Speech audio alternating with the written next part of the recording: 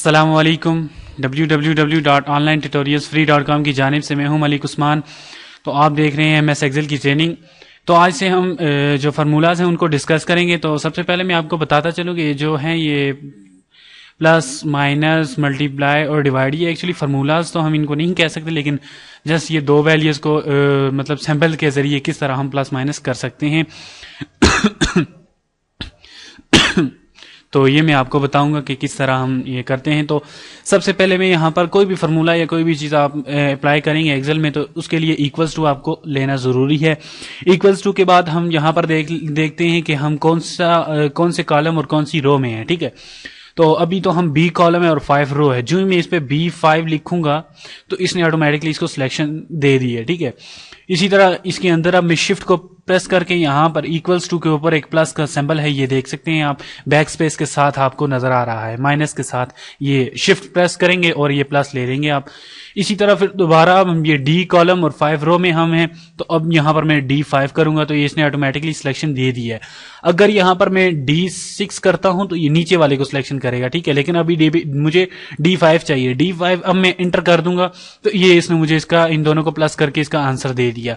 Double click करके दोबारा वापस आकर मैं आपको बता सकता हूँ इजीली कि ये चीजें मैंने की हैं। और ऊपर जो फार्मूला आप देख सकते हैं फार्मूला बार में, ये फार्मूला बार में भी हम देख सकते हैं। और यहाँ पर ये हमें नेम बॉक्स बता रहा है कि हमने इसको सम किया है, प्लस किया है।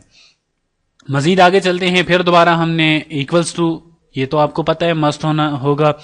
फिर हम यहाँ पर बी जो है बी कॉलम और 6 रो में है, तो यहाँ पर हमने जस्ट B6 लिखना है। तो ये देख सकते हैं इसने इसको सिलेक्ट कर दिया है, आपको ये सिलेक्शन का बॉक्स भी दे दिया है।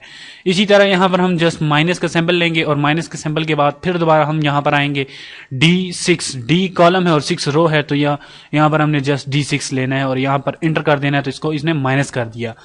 अब दोबारा डबल क्लिक करके दोबारा अगर मैं इसको रफ कर दूं, ठीक है, मिटा दूं, तो यहाँ पर अगर दूसरी तरह मैं आपको बताता चलूं, यहाँ पर इक्वल्स टू के बाद ये माउस के जरिए भी आप यहाँ पर ले सकते हैं।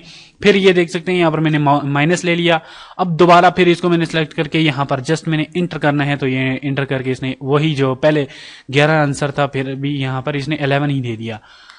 अब मजीद आगे बढ़ते हैं। मल्टीप्लाई के लिए क्या करना पड़ेगा, तो मल्टीप्लाई से पहले एक मल्टीप्लाई ही होता है। ठीक है, तो मल्टीप्लाई के लिए भी हम इक्वल्स टू, ये तो आपको पता है, लेना पड़ेगा। इक्वल्स टू के बाद दोबारा हम आते हैं बी कॉलम है, बी कॉलम और C रो, जस्ट हमने B7 लेना है।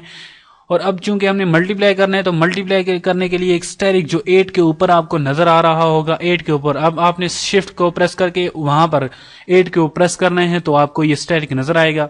ठीक है, इस तरह फिर दोबारा हम इसको सिलेक्ट करके अब एंटर करेंगे, तो ये इसने इसका आंसर दे दिया। मजीद अगर आपने यहाँ से फिर दोबारा कोई चेंजेस करनी हो तो जस्ट आपने यहाँ पे 20 लिखना है और यहाँ पर आपने 4 लिख देना है, तो ये इसको आंसर आप देख सकते हैं इसको इसने आंसर दे दिया। ठीक है, आप यहाँ पर जितनी भी चेंजेस करते जाएंगे आपके आंसर में चेंजेस ऑटोमेटिकली होती जाएंगी। मजीद आगे बढ़ते हैं, यहाँ पर डिवाइड के बारे में डिस्कस करते हैं। तो डिवाइड भी इसी तरह ही होगा। इक्वल्स टू तो आपको पता है हमने लेना ही है। अब यहाँ पर मैं इसको सिलेक्ट करता हूँ। अब यहाँ पर जो हमें क्वेश्चन मार्क नजर आ रहा है शिफ्ट के पास, ठीक है, वहां पे जस्ट हमने बैक स्लैश को प्रेस करना है। शिफ्ट को नहीं प्रेस करना, जस्ट हमने बैक स्लैश को प्रेस करना है। प्रेस कर दिया।